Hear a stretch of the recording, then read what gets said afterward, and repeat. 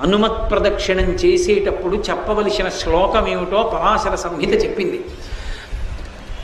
ఆయన దగ్గరికి వెళ్ళినప్పుడు ఆంజనేయం మహావీరం బ్రహ్మ విష్ణు శివాత్మకం తరుణార్క ప్రభం శాంతం ఆంజనేయం నమామ్యహం అంటూ తిరగాలి. పరమ మౌనంతో ఆ శ్లోకం ఒక్కటి చదువుకుంటూ గర్భిణీ స్త్రీ ఎలా తిరుగుతుందో అలా తిరగాలి. కనీసంలో కనీసం హనుమ జయంతి నాడు 3 మాటలు తిరగాలి. కనీస ధర్మం అది. 3 మాటలు తిరగాలి. 3 మాటలు తిరిగేటప్పుడు ప్రతిసారి తిరిగి వచ్చి ఒక చోట ఆగి శ్లోకం చెప్పి మళ్ళీ తిరగాలి ప్రదక్షిణంగా.